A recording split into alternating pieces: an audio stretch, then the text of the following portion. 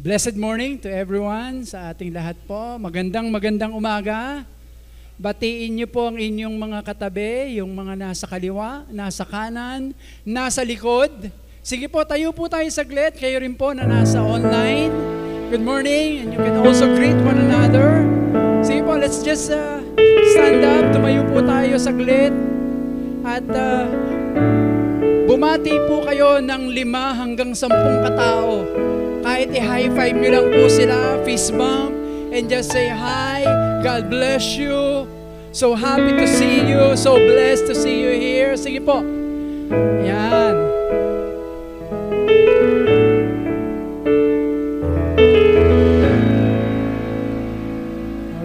Alright.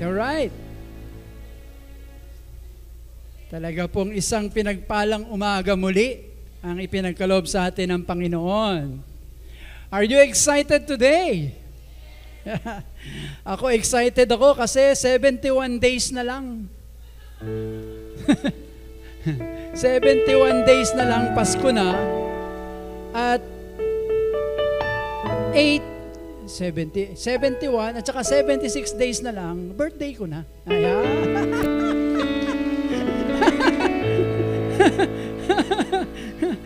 Alright. Kaya excited ako pag magki-Christmas kasi magbe-birthday din ako. So, good morning to everyone, sa lahat po sa atin ang naandito. Praise God for your presence.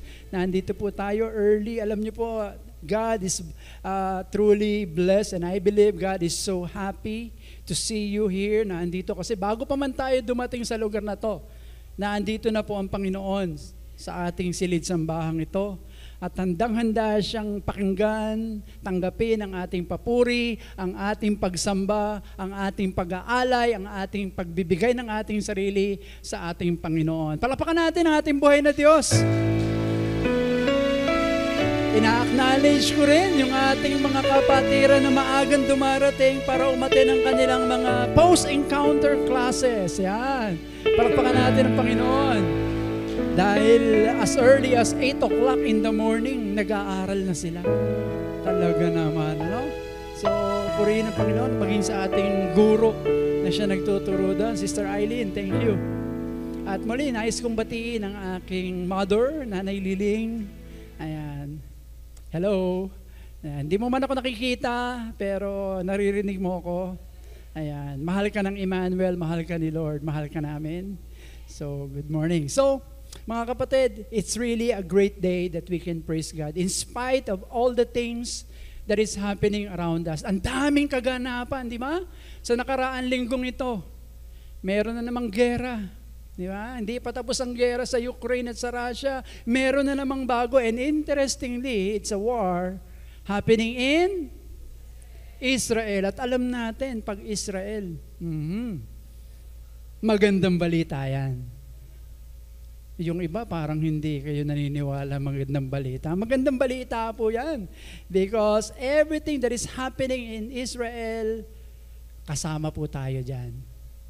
So dapat lang, tama yung ating pananaw. That's why we can praise the Lord for what the Lord has been doing. And before this weekend, may lindol na dumating. Di ba? Ano pa kaya ang mga darating?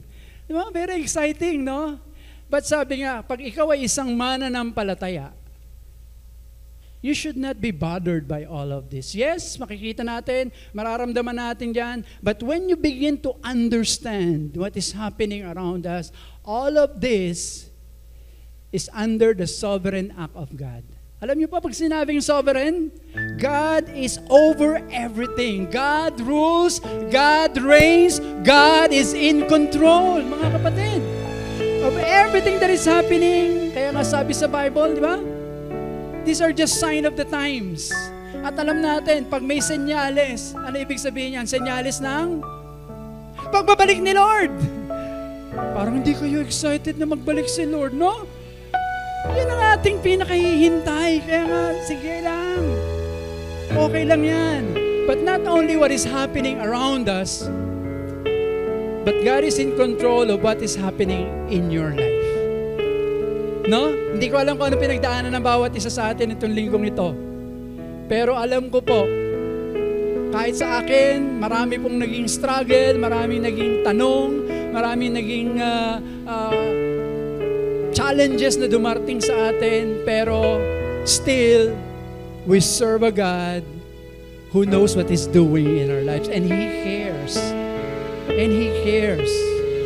Kaya mga kapatid, maggalak po tayo ngayong umagang ito na andito tayo, malaya tayo makakasamba sa ating Panginoon. And we can say, praise the Lord. Can you say, praise the Lord? Hallelujah! God is in control. Palakpakan natin si Lord. Wow. Before we move on to our worship by singing, tayo po ay sama-samang manalangin sa ating mga concern for the church. Samahan niyo po ako. Saglit po tayong yumuko at idulog ang ating sarili sa presensya ng ating Panginoon.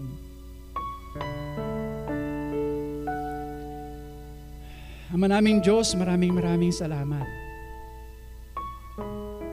Dahil ang aming Diyos na sinasamba, pinaglilingkuran at kasama ngayon sandaling ito, ay ang Diyos na siyang lumalang ng langit at lupa, na siyang nakakaalam ng lahat ng bagay at may kontrol sa lahat ng nangyayari sa buong mundo at maging sa aming mga personal na buhay. Kaya Panginoon, wala po kaming dapat ipangamba. Wala kaming dapat ikatakot dahil naandyan ka. Naandyan ka. Sinasamahan niyo kami, ginagabayan niyo kami, tinutulungan niyo kami. Lumalapit po kami sa iyo, humihingi po kami ng tawad sa aming mga kasalanan.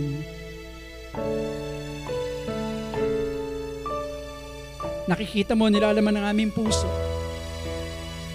Alam mo ang aming mga ginawa, ang aming inisip, ang aming naramdaman. At ang lahat, Panginoon, ng karumihan sa aming puso, isipan, damdamin, nilalapit namin sa iyo ito, Panginoon, at hinihingi ng paglilinis at pagpapatawad mo. Lord, we confess our sins before you right now. We acknowledge that we had sinned against you and against our brothers and our sisters, and even to the people around us. Lord, we humbly ask for your forgiveness. And we receive it because you promised that you will cleanse us and purify us from all our unrighteousness. Kaya Panginoon, malaya kaming dumudulog sa iyo ngayon. Lumalapit po kami at humihiling po ng pagpapala mo. Una sa aming mga kapatiran na nagdiriwang ng kanilang mga kaarawan sa linggong ito. Lord, I pray for your special blessing upon them, that you would give them the desires of their hearts, their longings, their dreams, their aspirations. Lord, give them your favor. Bless the work of their hands, including their families. Add more years and length in the days to come, so that they might worship you and serve you and worship you. Panginoon, ganun na rin po sa aming mga regular members and even yung aming mga associate members. Pinagkakatiwala namin sila sa iyong mga kamay. Patuloy niyo po silang tulungan na lalo pang lumakas, tumatag sa kanilang pananampalataya. Lalo ka pa nilang makilala sa kanilang buhay. Ibigay niyo po, Panginoon, ang pagnanasa, the desire to know you more and to seek you first in their lives. Because as they seek you first in their lives, Lord, you said in your word that all these things, all that we need, will be put in our hands. Maraming salamat, Panginoon. Pagpalain niyo po sila, Panginoon, saan man sila naroon ngayon, saan man dako ng mundo, o saan lugar man sila nandun ngayon, ano man ang kalalagayan nila, katagpuin niyo po sila, O Diyos. I pray for your special touch be upon them right now. Panginoon, ganun din po ang aming mga kapatiran na nangunguna sa iyong iglesia, sa aming pong mga overseers, sa aming elders, sa aming deacons, sa mga auxiliary heads, including our missionary, Panginoon. Panginoon, allow these people, Lord, to to be used for the furtherance of your kingdom. I pray for your wisdom and guidance be upon them always. I pray that you would give them pure hearts. I pray that you would just shield them from the works and schemes of the evil one. I pray that you will allow them to perform according to your purpose and your plan. Allow them, Lord, to glorify you in this service, in this ministry that you have put in their shoulders. Panginoon, maraming salamat kung paano ang mga kapatid na ito ay patuloy na naglilingkod sa iyo in spite of all the challenges and even the burdens that they have even right now. Maraming salamat, O Diyos, kung paano, Panginoon, sila po ay patuloy na magiging magpagpapala sa mga gawain na iniatang mo sa kanila. Panginoon, dalangin ko rin po, Panginoon, ang aming pong special ministry focus for this week, Panginoon, ang worship team ministry. I pray sa pangalan ni Jesus, Panginoon, that you will allow this team to grow more in their love, in their passion, but most importantly, in the purity of their hearts. That they may serve you and worship you with all our heart, with all their soul, with all their mind, with all their strength. I pray, Lord, for how you will enhance even more the gifts and the talents that you have given to them. Pinagkaloob mo ito, Panginoon, sa mga kapatid na ito. Hayaan mo na magamit nila ito for the purpose of exalting and lifting up your holy name. Thank you, Jesus, for these people. Even in their struggles, Lord, I pray for how you will encourage them and lift them up and meet their needs as well. Dalangin ko rin po, Panginoon, ang aming pong missions focus, Panginoon, ang ECM ay dapitan sa pangunguna po ni Pastor Hernan at Sister Marisa, kasama si Pastor Jonathan and Sister Lisa, kung saan ay naandun ngayon ang mga kapatid na ito, sila Pastor Hernan at Sister Marisa. Maraming salamat kung paano sila po ipangungunahan mo sa gawain, sa dakong yaon. Pagpalain niyo po sila. I pray for how you will draw people to them today, for how you will allow them, Lord, to preach and to speak forth the Word of God and preach the gospel that people may come to know you as their Savior and their Lord. I pray even, Lord, for the members, for how they will be encouraged all the more to serve you and to offer their lives as a living sacrifice. Pagpalain niyo po ang mga gawain ito, hindi lamang ang gawain, Panginoon, sa ECMI dapitan, but even to all our daughter churches and our outreaches. Pagpalain niyo po ang aming mga kapasturan na mangangaral ng iyong salita, na hayaan mo, Panginoon, na pangangaral ng iyong salita, Panginoon, alam namin ito ay magbubunga dahil ang iyong salita ay hindi babalik sa iyo, na hindi na-accomplish ang purpose for which you send it. So, Father God, I pray for your special anointing and power upon each one of them, Panginoon. Gamitin mo sila, Panginoon. Itago mo sila sa krus ng aming Panginoong Jesucristo at maipalaganap nila ang mabuting balita na kay Kristo ang pag-asa, ang kaligtasan, ang kalunasan, ang kapayapaan at kaayusan sa kanilang mga buhay. Maraming salamat, O Diyos, kung paano pagpapalain nyo ang bawat outreach ministry run namin today. Lord, dinadalangin din po namin ngayon ng aming bansa. Pagpalain niyo po ang aming bayang Pilipinas, Panginoon. Ihanda niyo po kami, lalo sa nalalapit na eleksyon, aming local election. Father God, I pray once again, kung paano bibigyan niyo po ng wisdom and guidance ang bawat isang botante, na kami po ay lalo pang magiging mas matalino at mamimili ng mga nararapat ayon sa panuntunan ng iyong salita. Pagpalain niyo po ang aming bayan dahil sinabi mo that blessed is the nation whose God is the Lord, and we claim and we declare that Philippines is for the Lord Jesus Christ. Abutin niyo po ang lahat ng dako ng aming bayan Ang lahat ng sangay ng aming gobyerno, abutin niyo po ito, Panginoon, ng mabuting balita ng aming Panginoong Jesucristo at doon namin matatagpuan ang tunay na pagbabago sa kanila pong pagkilala kay Kristo bilang Panginoon at kanilang tagapagligtas. Pagpalain mo ang aming mga pinuno, simula sa aming presidente, down to the lowest level in our barangays and LGUs and volunteers. Bless them, Lord. Bless each one of them. Use them, Lord, according to your purpose and to your plan. Dalangin ko rin po, Panginoon, even yung war na nangyayari ngayon sa Israel, yes, we know that you are in control of everything that is happening there. You know what you're doing. And we know, Lord, that you have a purpose and a great plan in all these things. But your word says that we need to pray for peace in Jerusalem.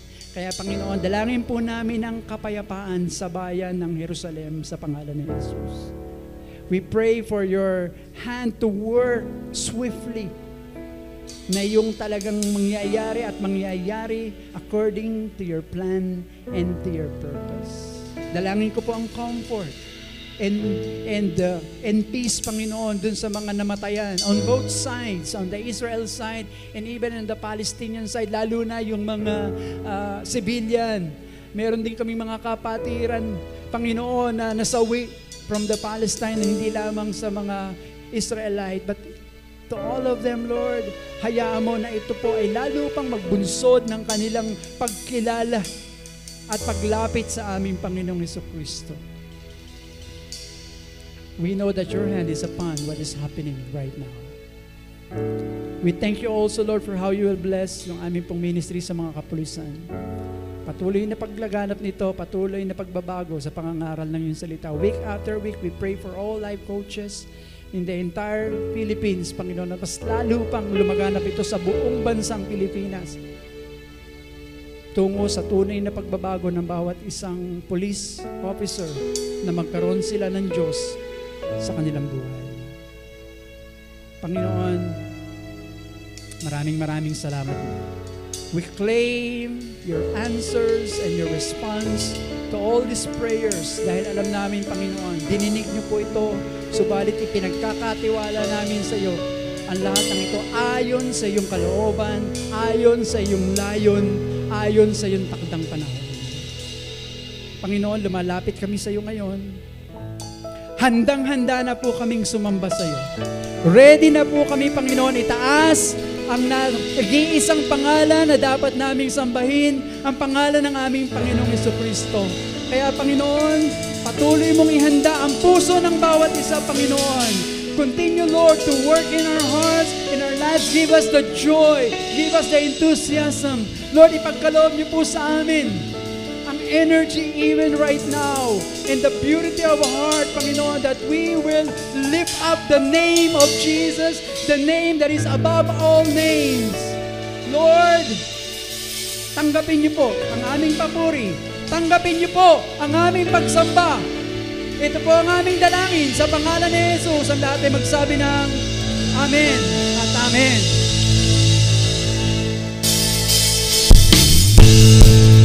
Come on, church. Let's all stand and worship our Lord. Are you ready? Let's go. Beyond all reason, you gave your life to roll for me. Call me yours forever.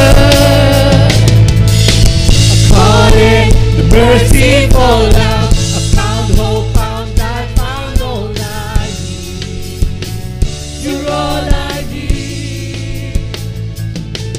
The time has come to stand for all you believe in. Yes, Jesus, we praise you. So I go on, I'm gonna give my praise to you, Jesus. Today, it's all or nothing, all the way. Praise goes out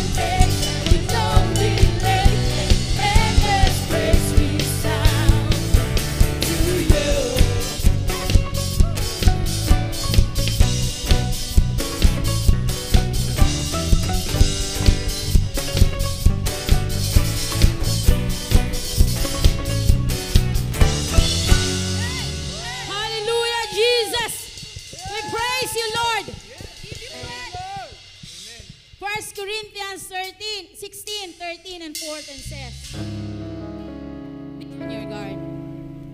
Stand firm in the faith. Be courageous and be strong. Do everything in love. Let's sing our highest praise. Let's sing Hosanna to the Lord. Hallelujah to the King. We enthrone Him as our King. Amen. Hallelujah, Jesus, we praise You, Lord. Come, inhabit the praises of Your people, Lord. Praise You, Jesus. Be glorified. We enthrone You as our King. Let's sing, church. Let's declare our intention. I see the King of glory coming on the clouds with fire. The whole earth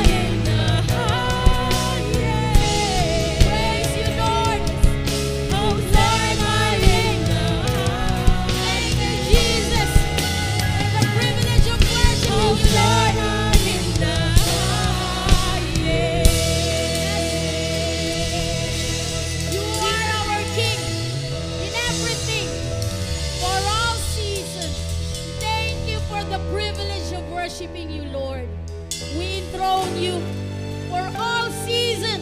You see us through, Panginoon. Kaya wala po kaming nakakatakutan because you're always with us. Always. Let's go, church. Sing this from the bottom of our hearts. Come on. Worship the one true God, Jesus. You are forever in my life. You see me through the seasons. Cover me with your hand and lead me in your righteousness, and I look to you, and I wait on you. I'll sing to you, Lord. I hear of love for your faithfulness to me. I'm carried in everlasting arms.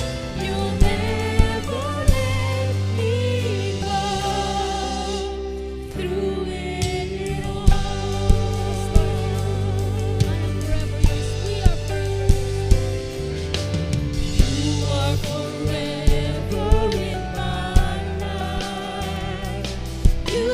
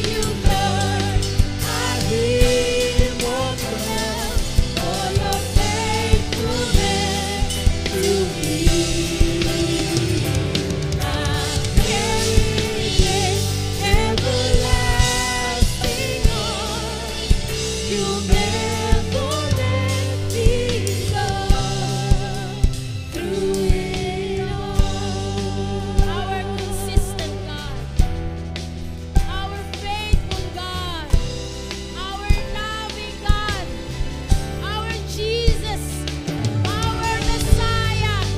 He will come again for all of us. Come on, church, let's give God our clap offering for the faithful God in us, for the loving God, for the precious God. Hallelujah, Lord. We praise you. You deserve our worship in everything. Come on, let's clap. Hallelujah, Lord. Hallelujah, Jesus. We praise you. Thank you. Thank you. Praise the Lord. Let's give our best clap offering to the Lord. Let's say hallelujah. Come on, everybody, say hallelujah. Hallelujah, hallelujah. God deserves the highest praise. Sige po, palakpakan muli natin ang Panginoon. Wow, praise God for His faithfulness and His goodness. Sabi nga nung awitin, in all seasons of our life. Alam natin, pag sinabing season, ang alam natin, winter, spring, summer, or fall. But we can equate that in stages of our life. Anumang season ang ating pinagdaraanan ngayon ng ating buhay, one thing is for sure, and this is what God has promised, He will be with you. He will stay faithful to you. He will stay with you always and forever. Amen. Amen. Hallelujah. Wow, today is supposed to be a series break. Hindi po ba, sabi ni Pastor Hernan, magkakaroon tayo ng series break. Pero hindi po ako makabreak. Hindi ako makapag-break because for the past 5 weeks or past 5 Sundays, we have been focusing on the Word of God. And we praise God for our WOW series, di ba?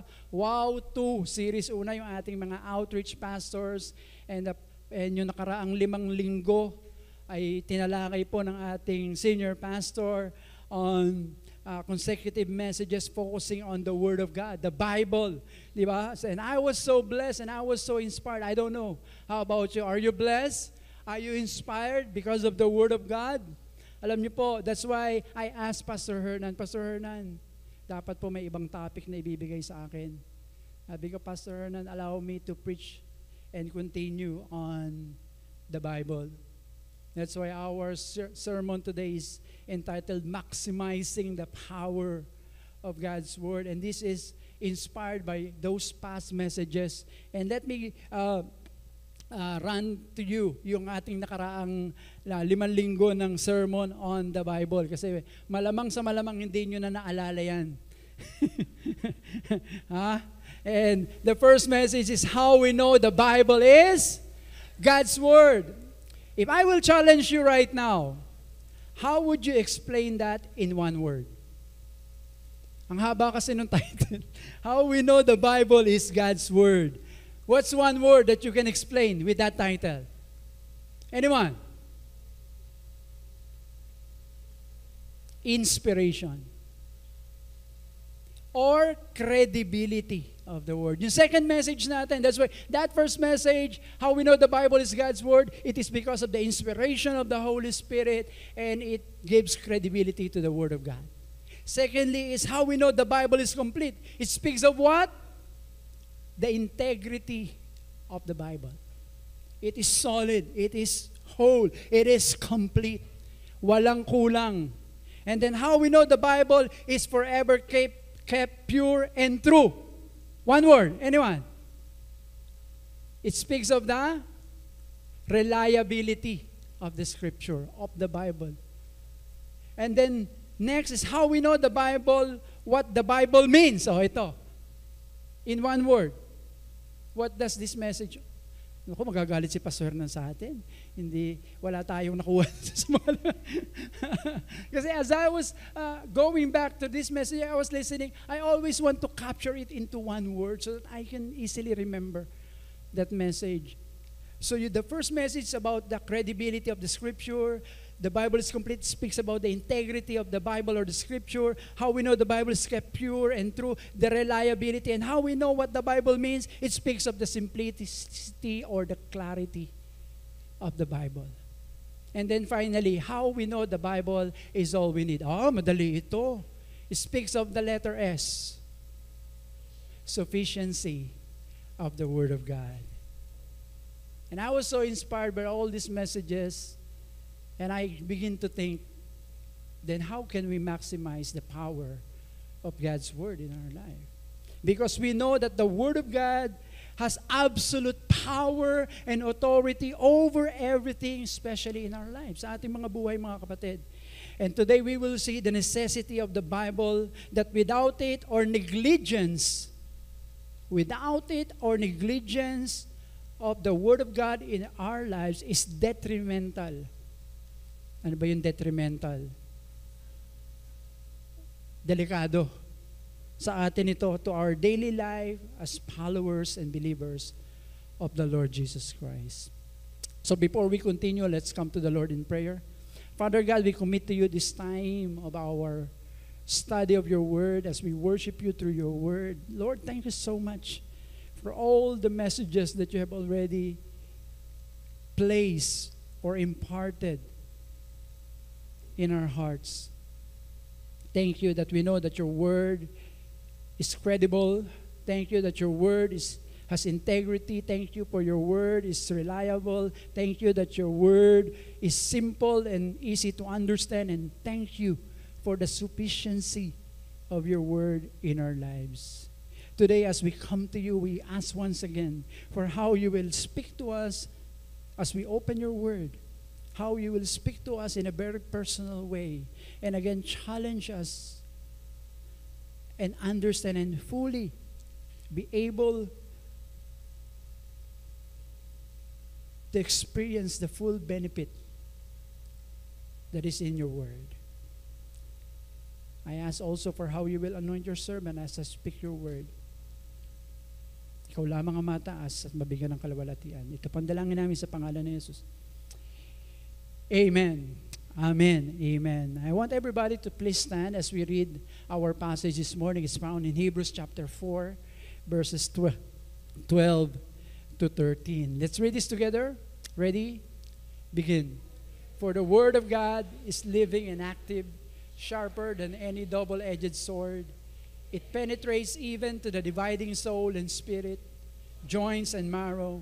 It judges the thoughts and attitudes of the heart. Nothing in all creation is hidden from God's sight. Everything is uncovered and laid bare before the eyes of Him to whom we must give account. Blessed be the reading of God's word. Makaupo na po tayo. You know, if we are to maximize the available power of God's word, based on our text this morning, we need to know three things na nagmumula po from this passage. You know, there are more, but there are three things that I found in these passages that is so essential, that is so important for us to understand and to see the authority and power of God's word in our life. You know, marami po tayong mga gamit, marami tayong mga, lalo na ngayon, in this day and age of technology, marami tayong mga meron kayong mga gadgets or cellphones or laptops o kung ano yung mga ginagamit natin na napakabibisa, Panginoon. But most of the time, we are buying and using things without even maximizing the potential of that instrument. Di ba? Ang mamahal na mga cellphone na binibili, ang tanong ko, nagagamit nyo ba to the fullest? Alam nyo bang gamitin? Lahat ng functions niyan. Lahat ng available na pwede mong makuha dyan. Di ba? Minsan sasabihin mo nga, ay, meron pala siyang ganun. Pwede pala siyang remote control din ng TV. Hindi ko alam yun, ha? Di ba? In other words, hindi natin na ma-maximize. And sad to say, even the very Word of God, ang salita ng Diyos, na patuloy na ipinapangaral sa atin at 5 sermon na nga yung dumaan sa atin. But I'm afraid that still many of us were not able and do not know how we can fully maximize the use of the Bible, its power and its authority in our lives. So let me give you 3 things that I have found from this scripture in Hebrews chapter 4, verse 12 to 13. Number 1, for us to maximize God's Word in our lives, the power of God's Word in our life, we need to know that God's Word is the source of our life. It is the source of our life. Kasi ano sabi dun sa Bible, sa scripture na binasa natin? For the Word of God is what? Is living and active. Yun po yung sabi dun eh. Sabi ng writer ng Hebrew, it is living. Buhay, aktibo. Ito ay kumikilos. Ito ay gumagalaw. When something is living and alive, there is life in itself. May buhay po. Buhay po ang salita ng Diyos. Amen. Maraming salamat. Maraming nag-amen. In other words, the Word of God is our very source of life. God's Word is our life, mga kapatid. Sabi ko nga, it is so detrimental if we neglect to recognize the importance of God's Word in our life because it has power to give life. Number 1, it saves those who believe the gospel. It is the source of life. Nagliligtas po ito sa bawat isang mananampalataya sa salita na ipapangaral sa kanila, sa salita ng Diyos. The Bible tells us in Ephesians 2, 4-5, but because of His great love for us, God, who is rich in mercy, made us what? Made us alive with Christ even when we were dead in our transgressions. Naalala ninyo? Nung wala pa tayo sa Panginoon, based on the scripture, we are all dead people. Yes, we are alive physically, but spiritually, we were all dead. But purihin ang Panginoon. Purihin ang ating Panginoon because the Word of God has made us alive and we are saved. Kasi sabi sa 1 Peter 1:23, for you have been born again. Sabi dito, basahin nga natin. For you have been born again, not of perishable seed, but of imperishable, through the living and enduring Word of God. Wow! Hindi po tayo naligtas, hindi tayo nagkaroon ng buhay kung hindi po dahil sa pangangaral at pagsampalataya natin sa buhay na salita ng Diyos. Purihin natin ang ating Panginoon. That's why Paul says in Romans 1 verse 16, I am not ashamed. Nako, ito yung aking favorite verse nung ako po ay makakilala sa Panginoon. Ito yung aking lifetime verse. I am not ashamed of the gospel. What is the gospel? The gospel is the Word of God. That's the good news. Because why? Sabi ni Paul, because it is the power of God. The Word of God has power. For what? To bring salvation to everyone who believes. It has inherent power. Kaya mga kapatid, habang ipinamamalita natin, habang ibinabahagi po natin ang salita ng Diyos, ito po ay buhay at ito ay may kapangyarihan upang magbigay buhay sa bawat isang tao na patay sa kasalanan at magkakaroon ng buhay tulad ng ginawa ng Diyos sa buhay mo. Amen? I praise God. Kasi alam ko dati patay ako sa kasalanan. But because of the preaching of the Word of God, when I put my faith and trust at nanampalataya po ako, kasi sabi doon, it has the power to bring salvation to everyone who believes, both first to the Jews and then to the Gentiles. That's why yung Word of God hindi lang para sa mga Hudyo, hindi lang para sa mga Israelites, para din sa mga taga-Palestino. Naririnig po niyo ako. Kasi ngayon may gera doon. Parang gusto natin pulbusin na ang buong Palestino. Hindi po ganon. Wag pong ganon. Kasi ang gusto ng Panginoon that all people will come to the saving knowledge of the Lord Jesus Christ. Kaya nga kung napansin ninyo ang panalangin ko kanina, gamitin ng Panginoon ang nangyayaring ito, sitwasyong ito, upang makilala nila, maging ang mga Hudyo, napakadaming hindi kumikilala sa Panginoong Jesucristo sa kanila. Yes, they are the chosen people of God, but they are not, hindi po automatic na sila po ay ligtas. They have to believe. Kaya pati yung mga Hamas, gaano man sila kahamas, kailangan din nila ang kaligtasan. Amen? Amen. That's why the Bible is so true. It says, pray for peace in Israel. Yes, may mga kaganapan, pero hindi po yun ang sermon ko. Ang sermon ko is the power of God's Word to save people. That's why the Word of God has the power to give life. Kaya ka nga nandito. Di ba? Kaya ka nga nakakapagtaas ng kamay mo, nakakapagpuri sa Panginoon, nakikita mo ang pag-ibig, ang kabutihan, ang katapatan, ang kadakilaan ng Panginoon is because God has made you alive through His Word. Pakitaas ang mga kamay na nakakilala at naligtas sa pamamagitan ng salita ng Diyos. Amen. Palakpakan natin si Lord. That's the power of God's Word. And not only that it saves those who believe, but it also sustains. Hindi lang po ito nagliligtas at nagbibigay buhay sa mga patay, kundi ito rin po ang patuloy na nagbibigay ng sustenance. Nakuha niyo yung word na sustenance? Ito yung nagbibigay ng sustansya. Huwag niyo akong tingnan ng ganyan, na parang walang sustansya ang buhay ko. Meron po. The Word of God does not only have the power to save and to give life, but also to sustain those who believe. Hindi hahayaan ng Diyos na bibigyan ka lang niya ng buhay, pero nanaisin niya na magkaroon ka ng patuloy na buhay. At ang buhay na ito ay patuloy na magtatagumpay. The disciples, kung naalala niyo, the disciples were asked by Jesus, in John chapter 6, nandito po yung kwento niyan, verse 66 to 68. Nangangaral si Jesus ng mga mabibigat na ng mga turo na talagang parang, ang hirap na nito ha. I am the bread of life and you must eat the bread. Sabi ng iba, ano na to? Anong pinagsasasabi nito? Iwanan na natin to, si Jesus. Kaya tinanong niya yung kanyang mga disciples, verse 66, after this, many of the disciples turned back. Napansin nyo?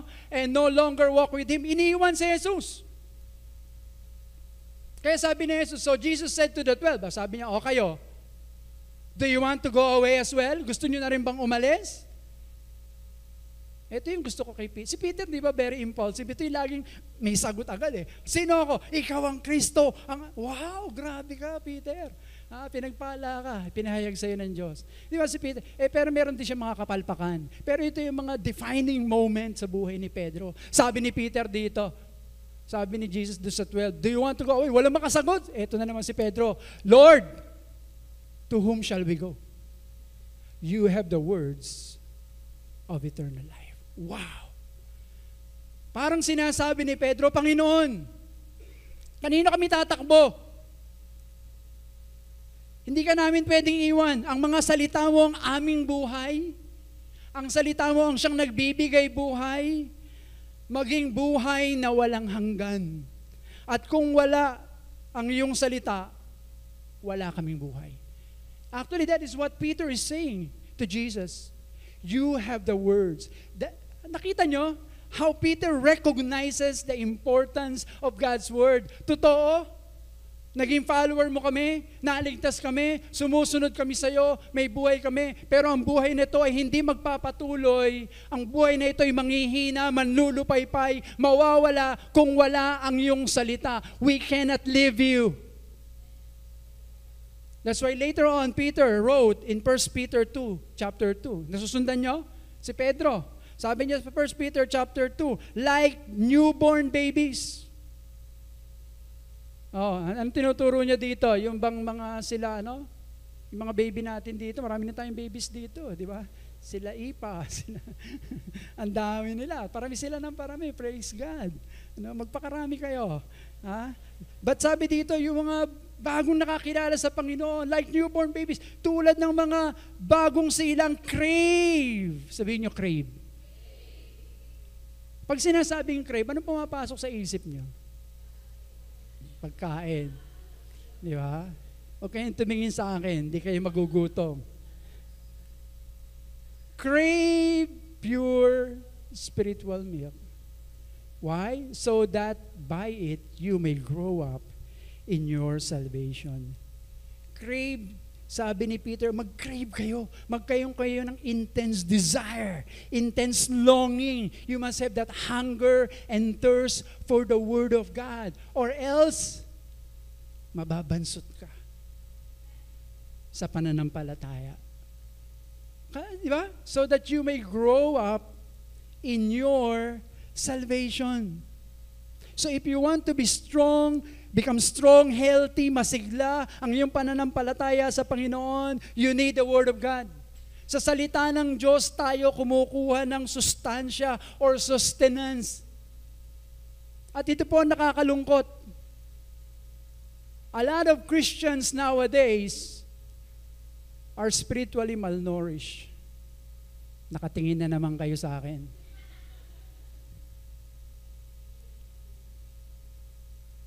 But that is a sad, sad reality.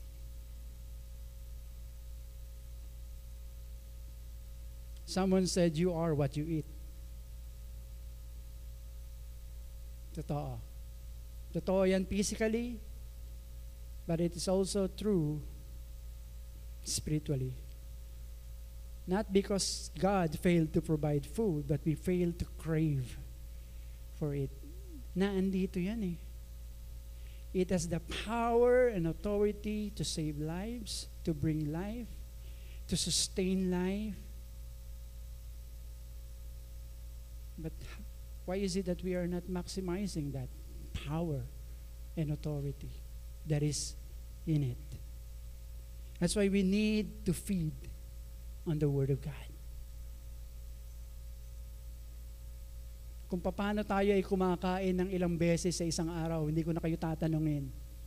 Kasi pagtingin ko pa lang sa inyong mga sukat, alam ko na kung ilang beses kayong kumakain. At alam nyo na rin kung ilang beses lang ako kumakain sa isang araw.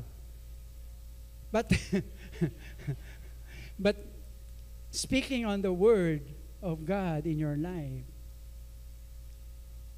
your spiritual condition speaks of your intake of the Word of God. We need to feed and meditate on the Word of God. Pastor, ano yung meditate na yan? Narinig ko na naman yan, yung meditate. The idea is like how you eat like a cow. Alam niyo yung baka pag kumakain, nguya ng nguya, yan, narinig ko kay Lynn, sabi ni Lynn, masticate. Sabihin, nginunguya ng nguya, talagang ninanamnam ng gusto. That's meditation eh. Nginunguya mo ng nginunguya hanggang sa nakukuha mo yung lasa. Pero yung baka daw, mapakagaling kasi meron siyang kaparaanan upang yung kanyang kinakain na yon, pagkatapos niya makuha yung lasa, nasatisfy na siya, itatabi niya muna ulit. Meron siyang taguan dito. Sa akin kaya, saan kaya dito yan? Parang gusto ko yun. Tapos pagka ibabalik niya ulit, he will keep on chewing that same. Parang nagchuchu ka ng chewing gum. The problem with chewing gum is pagkatapos mong makuha yung lasa ng chewing gum, itinatapon mo na. The Word of God is not like that. The more you chew the Word of God, the more it tastes better. Amen? Habang lalo mo itong pinagbubulayan, paulit-ulit mo itong tinitikman, binabalik-balikan, the more you read of it, the more you meditate, the more you study on it, pasarap ng pasarap habang tumatagal. Sabi na iba, hindi nga po, walang gana kasi nga hindi mo tinitikman. Your diet on God's Word, listen to this, determines your growth, health, and strength as a Christian. So to maximize the power of the Word of God in your life, you must feed on the Word of God daily. Here's the challenge for us. Are you feeding on the Word daily? Secondly, not only that God's Word is the source of life based on this text, but Secondly, God's Word is our supernatural weapon. You know, the Bible teaches us that we have an enemy. Meron tayong kaaway. Tingnan mo yung katabi mo. Sabihin mo, hindi ikaw ang aking kaaway. Okay? Alam nyo na yon, di ba? Hindi yan. Lalo na kung asawa mo yung katabi mo, hindi yan ang kaaway mo. Kakampi mo yan. Okay? And the Bible teaches us that the Word, that God has given us armor. Binigyan tayo ng Panginoon ng mga baluti. The armor of God to do our battles. And interestingly, in this text na binasa natin, sabi ng writer, the Word of God is active and living, sharper than any double-edged sword. It penetrates even to dividing soul and spirit, joints and marrows. Antindi. And this is consistent with the teaching of Paul when he said that God has given us, di ba, an armor. And one of the things that he mentions there, one of the weapons, is what we call the sword of the Spirit. Which is what? The Word of God. The Word of God. At marami pong Kristiyano, hindi ito alam. Sad to say. But the Word of God is our supernatural weapon as we fight against our enemy, Satan and his cohorts. Why? Bakit kailangan natin ang Word of God? Because it equips us for spiritual battle. Mga kapatid, di ba, pag merong laban, dapat meron kang sandata at inaalam mo kung paano mo gamitin yung sandatang ito. The Lord Jesus emphasizes this truth when He said the devil, di ba? When the devil was tempting Him, Matthew chapter 4, verse 4, sabi nung demonyo sa kanya, nagpa-fasting siya for 40 days and 40 days na gutom na sa Jesus. Sabi nung demonyo sa kanya, if you are the Son of God, turn these stones into bread. And sabi ni Jesus, sagot, man does not live on bread alone. Kahit pa anong brand niya, kahit pa yan ay Gardenia o Bread Talk o whatever, hindi sapat yun. But on every word that comes from the mouth of God. And Jesus Himself says, if you want to fight the enemy, you need to know the Word of God. You need to be equipped the Word of God. Kung si Jesus mismo, hindi niya nilabanan ito strength for strength, although kaya niya. But Jesus is showing to us how we can fight our enemies. And it is through the Word. Because the Word has the power and authority to defeat Satan and his cohorts. Amen. And God has given us authority to do that as believers of the Lord Jesus Christ. You know, Satan will always try to discourage us and distract us from our close walk with God. Satan knows the Word of God. Alam niyo ba yon? Alam ni Satanas ang salita ng Diyos. Sabi nga ni James, nanginginig pa, naniniwala. He can even quote it. He will use it, but he will always twist it to deceive us so that we may fall into sin and to disobey God. That's why the pure Word of God is our best and powerful weapon against Satan. We need to equip ourselves with it. Pastor Hernan mentioned this last week, 2 Timothy chapter 3, verse 16. Ito po yung sabi diyan, all Scripture is God-breathed and is useful for what? For teaching, rebuking, correcting, and training in righteousness. Minention niya na to, tinuro niya na to, so that the servant of God may be thoroughly what? Equipped. Kaya mga kapatid, napakahalaga nito. If you want to live a victorious life, then you must equip yourself with the Word of God.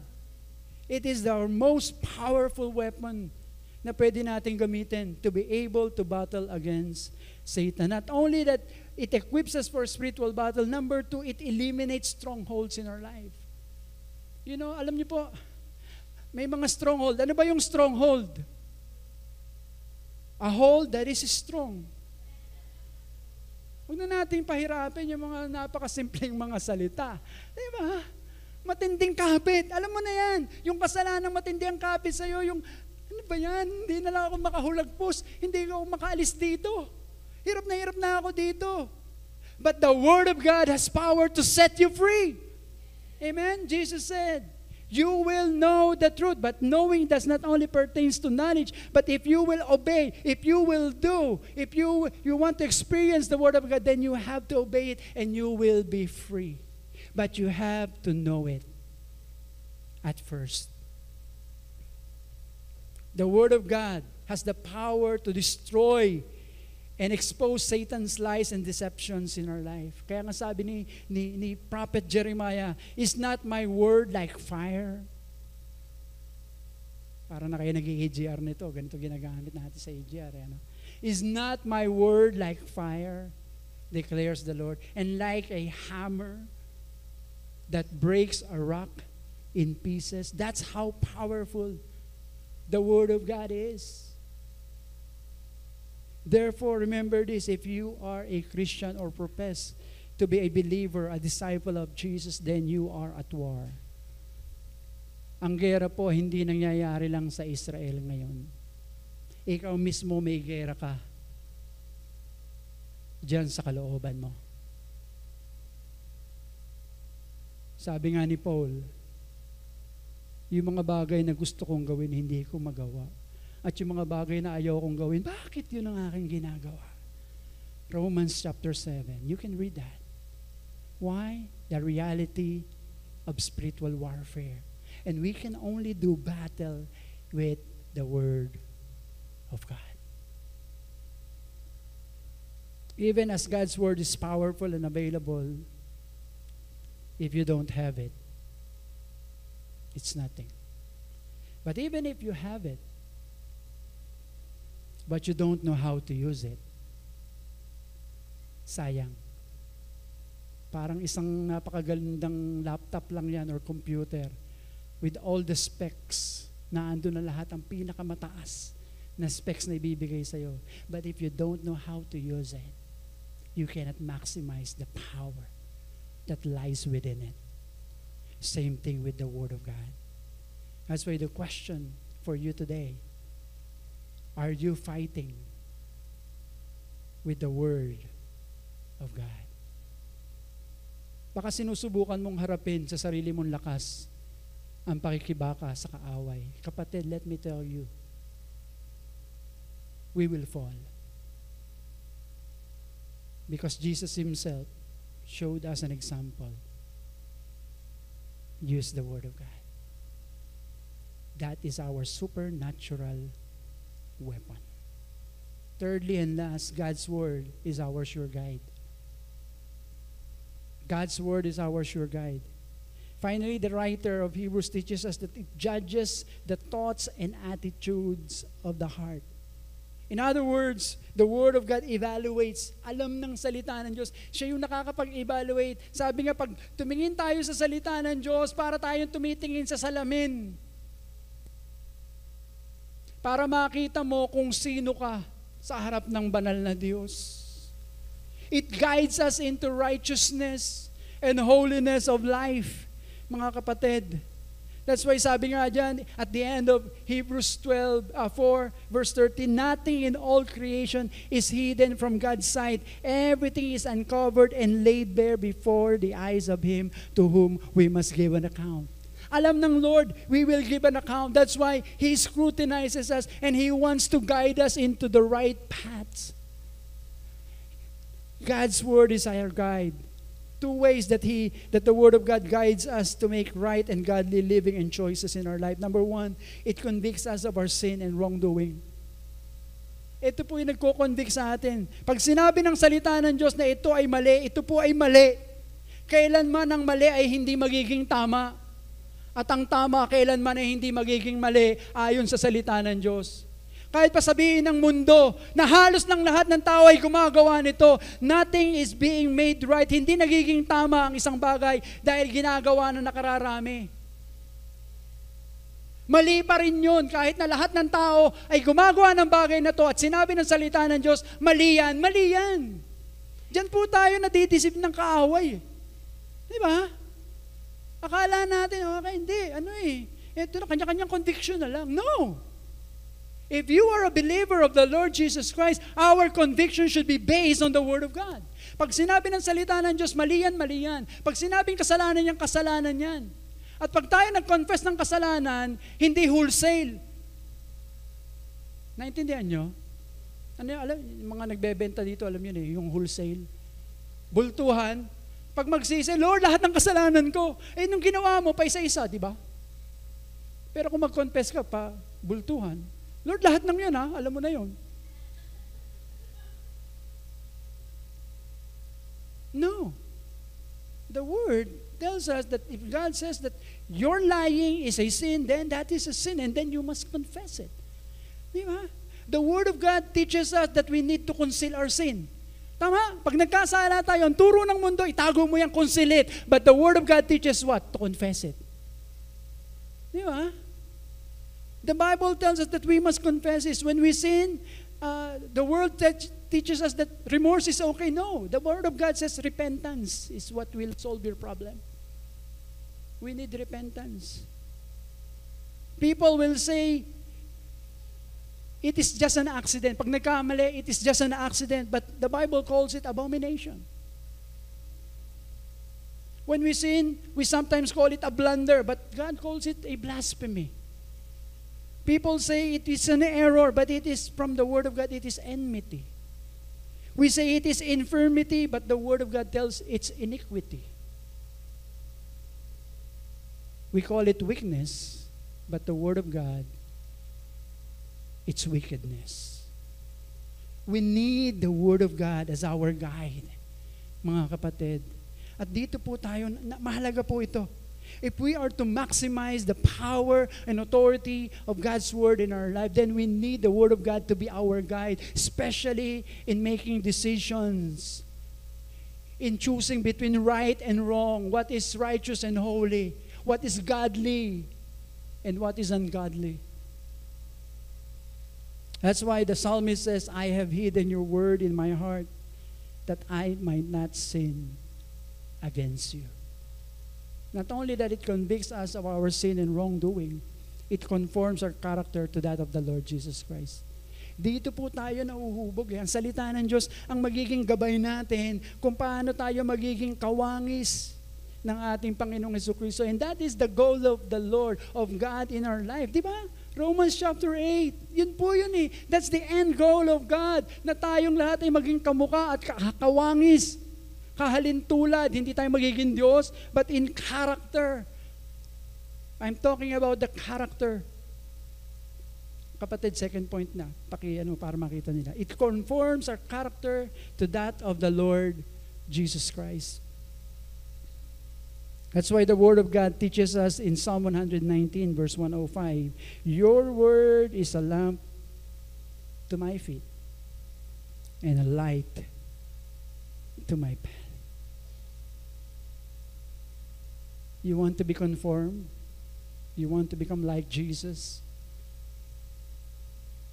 That's why Paul says, do not conform to the pattern of this world, but be transformed by the renewing of your mind.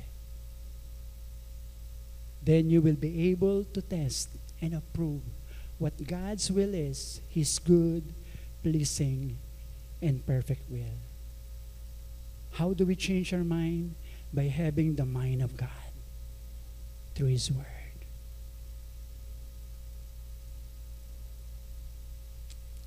One of the most tragic thing that happened at sea is when the famous Titanic, remember that unsinkable ship, they say, sank. It was in 1912 when the Titanic made its maiden voyage. And based from the story and biography, the radio operator pala during that time received an information or a message from another ship na halos kasabay nila naglalayag in those areas na napakadaming icebergs around the area. They were warned. A message was given and was received by the radio operator. But the problem is, the radio operator just put it aside. Hindi pinansin, siguro dahil malaki kami, unsinkable kami, kaya namin yan, anumang iceberg yan. Perhaps, yun ang naging attitude niya. And the result is, 1,500 lives were lost. What's the point here? Right now, you have received the message of God's Word. And you know how you can maximize the power and authority of the Word of God in our life. But let me tell you, information without action leads to destruction. Now that you know, the challenge is, will you appropriate the power that lies within the Word of God? In conclusion, the Word of God has all power and authority over everything in our lives.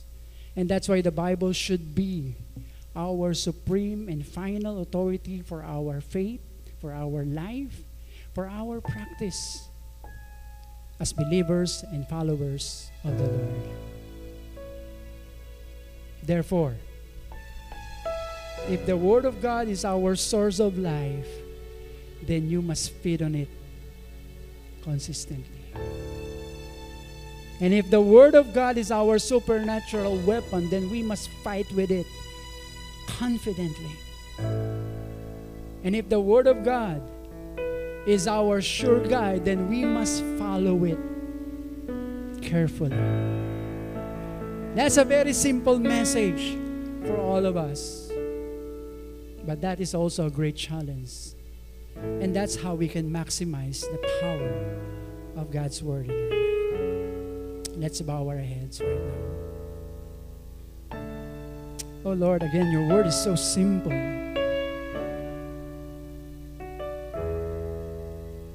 Yet, we need your grace. We need your mercy. We need your empowerment. We need your Holy Spirit for us to be able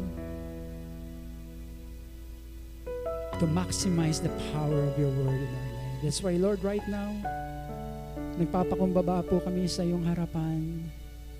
Muli, humihingi po kami ng tawad. Kung paano ang iyong salita ay hindi namin tinitingnan bilang buhay namin.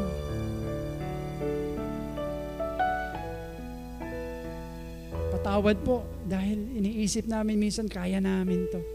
Nabubuhay naman kami, nakakalakad naman kami. But we know deep in our hearts, Lord,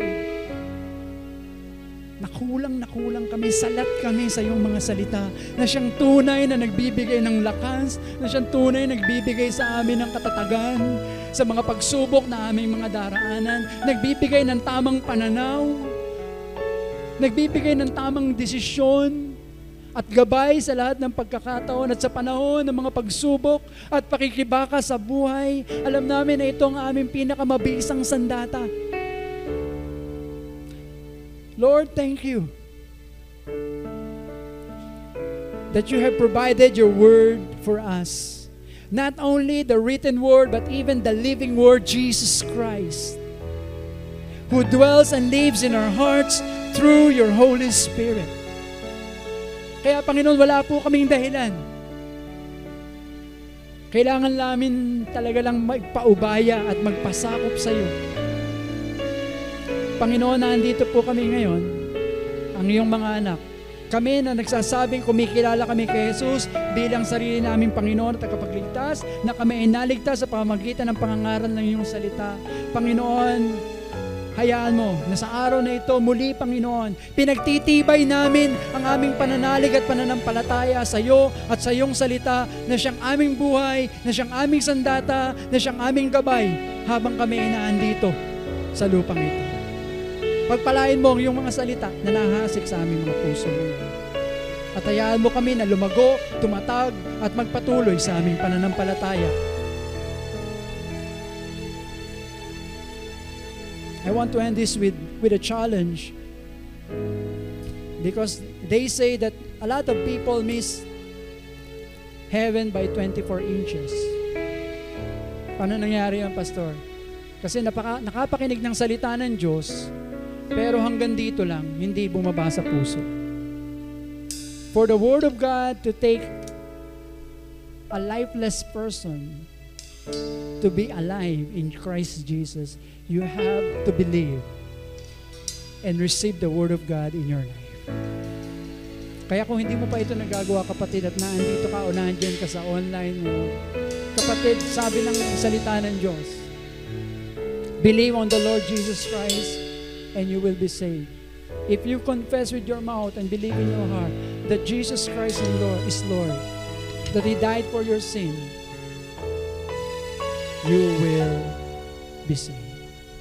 Kung gagawin mo yan, kapatid, saan ka man naroon ngayon, manalangin ka, magsisi ka ng iyong kasalanan, panampalatayaan mo ang salita ng Diyos, then God's Word will be alive and you will experience the power and authority of God's Word in your life. Panginoon, maraming salamat sa mga nakatanggap ng salita mo at hamon mo ngayon. Patuloy mo itong pagpalain para sa aming paglakad at sa aming pananampalataya. Sa pangalan ni Jesus. Amen. Thank you, Pastor, for that very enlightening message. Ayan. Since the Lord sustains us, we cannot outgive Him, di ba? So let your praises and worship be converted into your tithes and offering. Flash before your screen are the ways to give. Pwede na po tayong tumayo at magbigay ng ating mga ikapo.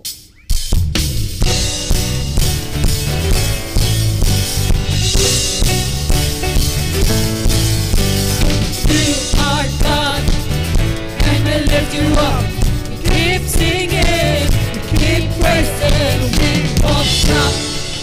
Give me all we got, 'cause you're worthy of all glory. Oh, there is no other, you are forever.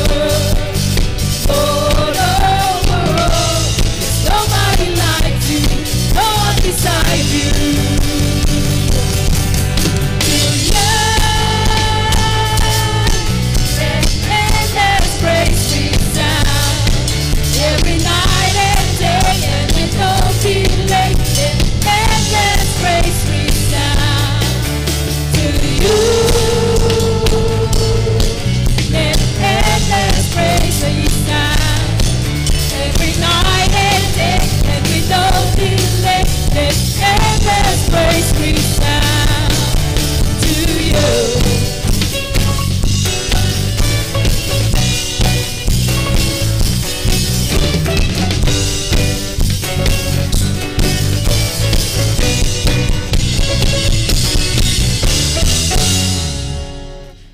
Salamat po, Panginoon, sa inyong mga kaloob.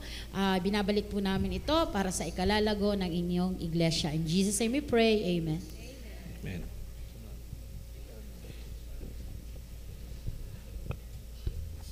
Alright. Magandang umaga po muli sa inyo lahat. Tawagin ko ang aking kasamahan dito, ang co-host ko, si Ate Liz. Nasaan ka ba na pupunta? Akala ko kasi meron ka ng ibang partner. Ano lang? Ayan, good morning po sa inyong lahat. Good morning po. Good morning. Parang hindi sila masaya. Good morning po. Good morning Ayan. po, everybody. Nakaka-excite po dahil next week na po ang culmination ng ating Pastors Appreciation Month. Diba? Yan, so talagang next week po, i-honor natin, pasasalamatan natin ang ating mga minamahal na pastors. Yes. Na sina Pastor Hernan Villegas at si Pastor At Bong syempre, si Pastor Dimayuga. Bong. Palakpakan po muna natin sila. Yan. Thank you po. Ayan. So bago natin na ipakita yung mga video greetings mula sa ating mga outreaches, magkakaroon Syempre, tayo may ng trivia laro. ulit tayo. At Sige, mamaya ako ibibigay yung premyo. Voucher. Nandun lang sa bag ko. Nakalimutan ko na rin dito. Sino po ba yung nakatanggap na ng voucher dito? Ay, taas naman natin yung mga kamay Ayan. natin. So, wag nyo iwawala po yan dahil next week po, pwede nyo pong i-claim yan. Oo. Totoo po, may i-claim po kayo dyan. So, Ate Ruby, next week po, yung yung cheque. Ayan, maghahanap pa po ng sponsor. Oo. So, yung, Para- nananawagan muna kami din sa mga donor na gusto mo. Lalong-lalo na para sa next week, no? Marami Alright. tayong mga trivia games. Okay, handa na ba kayo? Handa na ba kayo sa Handa ating na ba trivia kayo? games? Yan. So, masusukat natin kung gaano ninyo kakilala si Oo. Pastor Bong at si Pastor Hernan. Yan. At ito ang ating unang trivia question. Ayan, makinig kayo Game na po mabuti. ito ha. Alam po ba ninyo na pareho ng date na inordain si Pastor Hernan at si Pastor Bong? Alam nyo ba yun? Alam nyo ba yon? Na pareho sabay. sabay silang na-ordain. Oo. Napanood ko pa nga yan. Nandito pa nga ako. Ah, talaga? Eto ang Yan. tanong. Anong date sila na-ordained? Diyan Kung tayo. sino ang unang makakataas ng kamay at makakasagot ng tama, ang siyang mananalo. Yun. So yan yung Hindi na kayo challenge. kasama na. Kailan Yan. kaya iyon? Kailan sila na-ordained? Anong date at year? Oo. So Ah, eksakto kompleto, ha? yung month, Date at year. at Yes. year. So sino po yung Mukhang nakakatanda nito? parang wala yata nakakaalam. Parang question mark sa mukha nito. Oo nga, parang hindi yata nila alam. Ngayon lang ba nalaman Parang yun? walang makakasagot nito. Walang Parang wala yata. malilibre yung check ni ate. Oo. Pwede ba siya? Sino? Ha? Pwede siya, pwede siya. Pwede si Ruby. Si ano? Ha? Si Connie daw po. Pwede. Halik. Anong sagot mo? Ano? Hindi Pwede- nga eh. hindi nga. Month, day, tsaka year. Month, Kompleto. day, saka year. Mukhang talagang ngayon lang niyata nalaman to, ha? Oo. Ayan. Ay, wala. Ito, clue. May clue? Clue. Sige, para Sige. mabigyan natin sila ng clue. Ang clue niya ay, Ang clue niya itong ay, month na to? ngayong month rin nangyari yung ordination na yon. Ngayong month rin nangyari yung ordination itong na month yon. na to. First clue, ha? First clue. Meron na ba na makakasagot? Mukhang wala Anong talaga first na... clue? Yun lang yung clue natin. Wala nang iba. Hindi, kung wala makakasagot, walang mananalo. So, meron pang isang clue. Hanggang Ano yung dalawang isang clue. clue? Wala. Si Ate Mel. Yes, Ate Baka alam ni Mel. Ate Mel. Wild guess po. Wild Wild guess. Ngayong month rin sila na ordained. Ngayong October. Pero week na anong to ba day din? at anong year, yun ang aalamin natin. Etong week na to ba din o next week din? Para ano na, Ah, siguro mga nakalipas na week. Parang given na talaga yung bibigay natin. last week daw po Mukha kasi yun walang dapat. mananalo yata eh. Hula. May premyo po ito. 1,000. Joke. Wala. Ito na lang ha. Sige. Meron sinabi si Ate Esther. October, Wala ba kayo dito nung na-ordain sila? Wala din. October 27. 2011 daw. October 2011. So, missing So, day. missing na ng day. Kompleto daw dapat. Kompleto dapat po, sabi ng inampalan. Kurado. Tama po yun, October 2011. Ang tanong, anong day? Ayun, oh. Ay, Date anong, na lang. kumbaga, date, number? Eh, di ba? For sure, Sunday po yun. Pero ano pong date? Date. Yes po. Pen? Mali po. Sige pa. O, isa-isahin na nila. Mali po. Wild guess na lang. Mali po. Kasi, hindi nga Mali naman rin basta po. nga eh. Tama siya. Parang nabulungan ni Pastor Bongadio. Tama. Sila ay na-ordained noong October 5, 2011. Ay, may coaching bang nangyari? Ayun, so siya nanalo. Ito, isang Next question natin. Next trivia. Alright. Alam nyo ba Ayun. na pareho sila ng spiritual birthday? Ayun, no. pareho pala Hindi sila ba ng spiritual ngayon ko lang rin nalaman to. Oo. Ang dami pala nilang pareho, Pero no? magkaiba lang sila ng year. Oo. Yung isa, si Pastor Hernan, 1984. Si Pastor Bong, 1990. Ang tanong, anong day? yung day? Anong date? Diba? Month and date. Ay, ano yan? Bakit na? Walang... tinitingnan? Yes. Sige. April 20, tama kaya siya? Hindi ko alam nasa... Tama. Yun na! Pareho sila ng October, Yes! April 20, Pero parang 1984. meron siyang ng cheat yata ito. Merong may nakakitaan. Yan. April 20, 1984 si Pastor Hernan, April 20, 1990 si Pastor Gong. 'Di ba? Para napaka-coincidence, no? Pareho ng ordination, pareho ng spiritual birthday. Meron pa? Para ano pa isang po yung given na pagkakapareho? isang given na Meron pa tong pala silang pagkakapareho. Ano Oo. kaya yun? Alam niyo ba na pareho sila nagkatrabaho sa isang company? Before. Before, syempre. Office mate po kayo? Yan. So, parang, di ba, napaka-coincidence na nangyari sa kanila. Actually, So, destined talaga sila to be together. sabihin natin kung saan sila nagkatrabaho. Nawala. Yan, nagkatrabaho sila sa Sinafil Realty Development Corp as field engineer. Ay, PB pala yun. With Pastor Hernan. Yan. Si Nelson Chicombing and Chito Cruz noong 1988 to 1992. Ayun pala. So, mahaba pala na. Mahaba pala yung panahon pinagsamahan silang nila. magkasama. Napaka-coincidence sa mga date na yon. Anyway, Meron pa? school. Ay, oo nga. Siyempre, Ay, oo. engineer. Pareho sila ng school. Ay, siyempre, yung isa chinita. Yung Pero isa, pareho Magkaiba ng na- month, Doon natin makikita na magkaiba Meron rin din taste. pareho. pareho ng months ng wedding. Wow! Ang galing-galing talaga. Iba lang yung date, pero parehong months. Ang galing, no? November. Napaka-coincidence talaga, no? So, Ay, wala, hindi yung tanong. Pero kahit na nagka-coincidence, talagang magkaiba pa rin sila ng taste, no? Oo. Yan. Magkaiba ng taste at syempre, magkaiba ng kapugian. Di Yes, ba? amen. Oo. Ayan. Magkaiba ng appeal. Tama. Yan. Ha? So, yan. So, yan lang po ang alam Ayan. ninyo kay Pastor Bong So, and marami pa Pastor tayong Hernan. malalaman yan sa mga susunod na Oo. panahon. At lalong marami kayong malalaman Naman. next week. Okay. Kaya naman, dapat nandito kayo Yes. next week.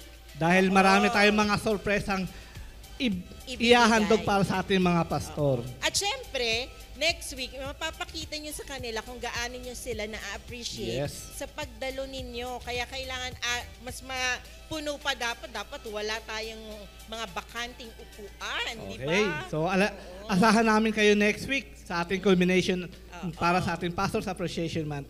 At ito na nga po, ipapakita na po natin meron pala ang ating hindi video, ko pala tapos. video greetings mula sa ating mga outreaches. Roll BTR, please.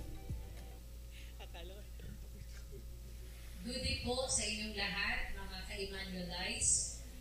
I just want to thank you for our beloved Pastor Bong.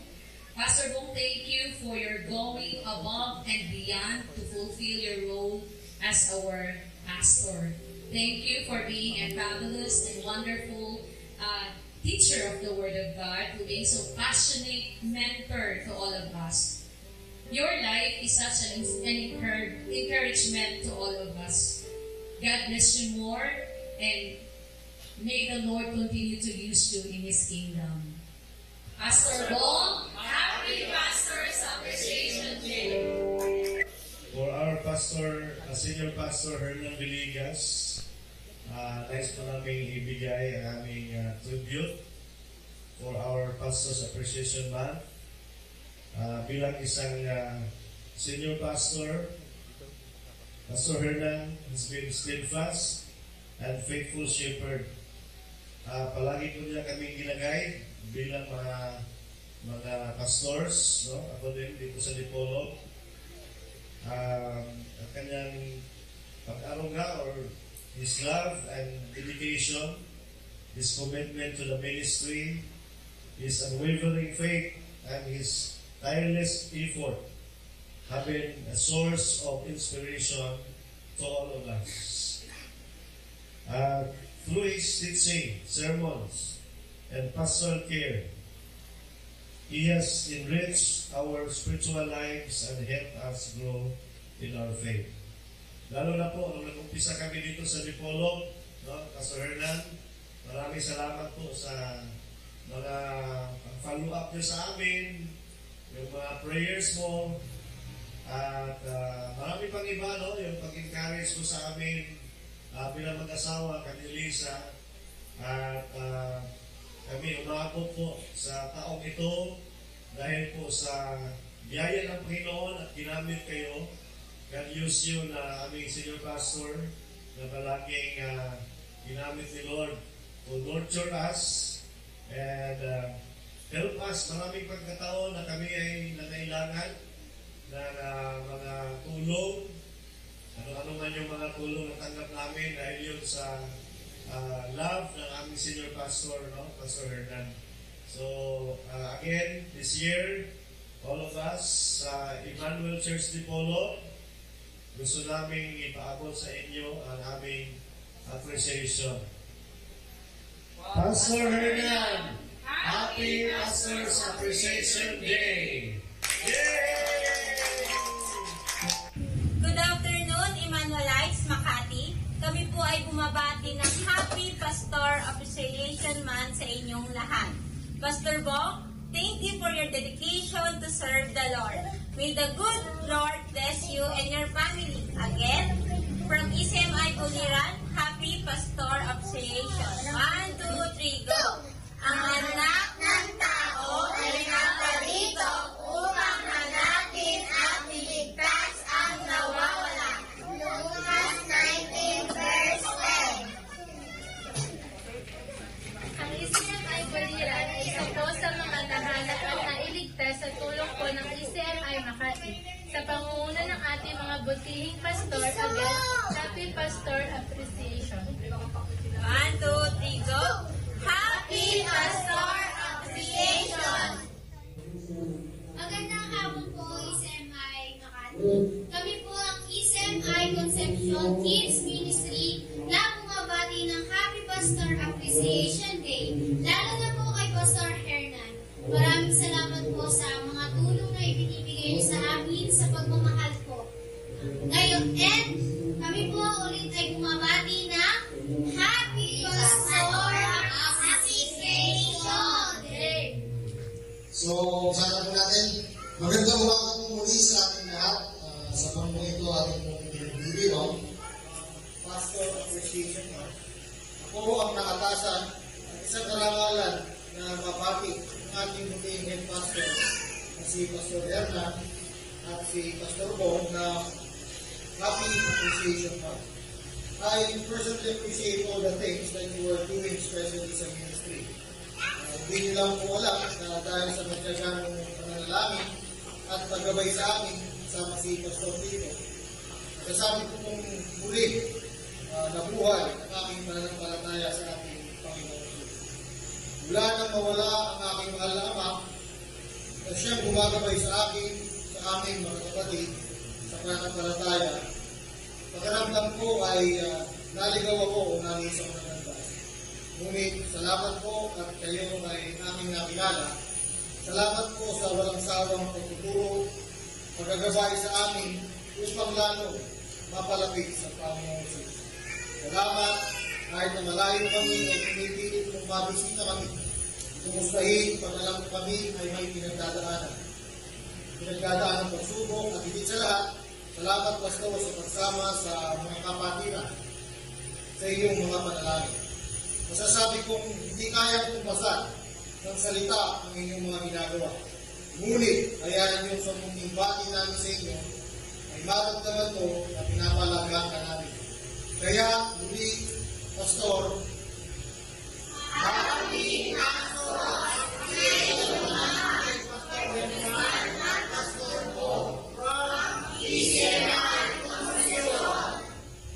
Nawa ay pagpalain pa ng ating Panginoon na sa langit ang lagi niyo sinasabi, only the Lord. Sa nga mapagpalang araw po sa lahat, ang ECMI Kabiyaw natin Bigad South ay nagpapasalamat sa aming Pastor Hernan sa binibigay niya palagi na spiritual blessing dito sa Kabiyaw, sa paggabay, at ang mga financial na patuloy niyang pinagkakaloob sa ating iglesia. Ganun din po sa ating Pastor Bong na sa spiritual blessing din po ay kanyang pinapagkaloob. Sabi nga sa boxing ay 1-2 punch. Sila po ang ating katuwang sa ating iglesia. Muli, Happy Pastor's Appreciation Month kay Pastor Hernan at Pastor Bong from ECMI Kabiyaw Natividad South. Sa aming Pastor Hernan, maraming salamat po sa suportang ipinagkakaloob sa amin, hindi lang sa espiritual, kundi sa pangangailangan ng bawat isa. Ngayon din kay Pastor Bong po, na patuloy na gumaganap ng kanyang tungkulin kung paano kami masusuportahan sa aming buhay espiritual. Muli po, mula sa Buliran Outreach, Happy Pastor's Day, Pastor Hernan and Pastor Bong from ECMI Buliran Outreach. Alright.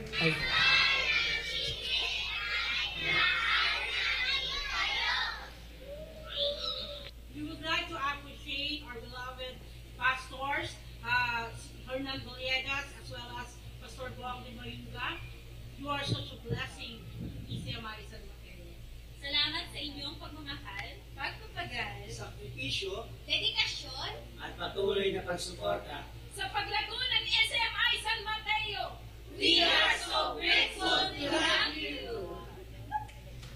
Maraming salamat sa inyong pagpapagal at pagmamahal sa ECMI San Mateo. Happy Pastor's Appreciation Day!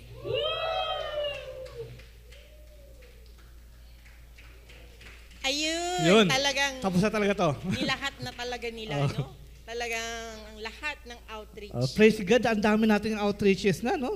At marami pang daragdag dyan sa masusunod na panahon. Siyempre. Kasi dumadami yung mga pastor, di ba? Andyan ka, si Mark, nandyan si... Yan. Kaya So, kailangan marami tayong outreach para sa inyo. Muli po, magsama-sama po tayo next week para sa ating culmination. Yes, see you At maging excited tayo sa pagpaparangal sa ating mga pastor. Oo, excited na kaya kailangan mag-breakfast kayo para may energy. Okay, thank you. Thank you.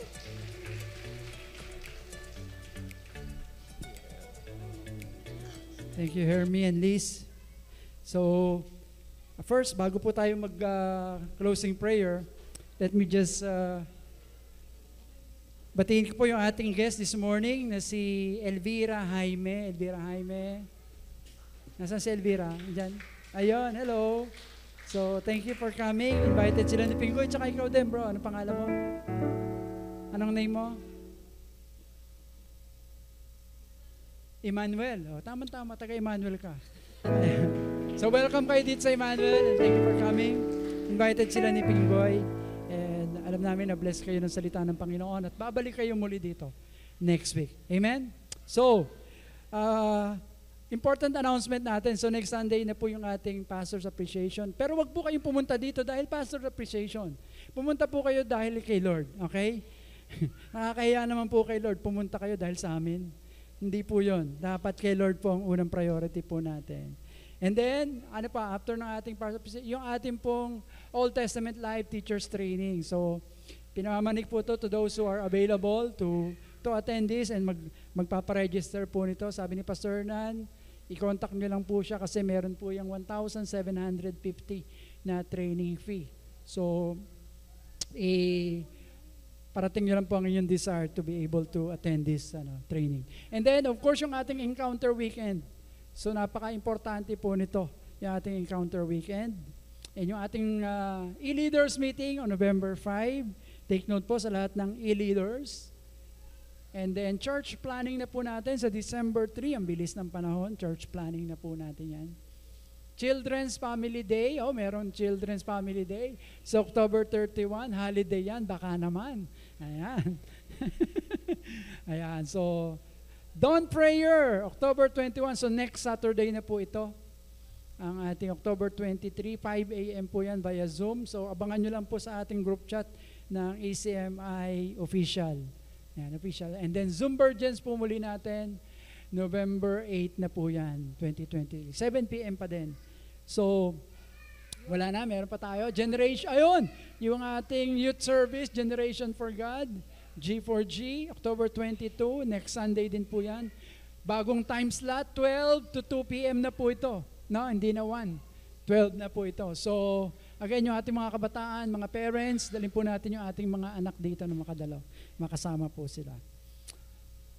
And then, of course, right after yung ating service, ay makikita po natin yung ating mga reflection questions on the screen. Again, thank you everyone for coming. Let's all stand as we close in prayer.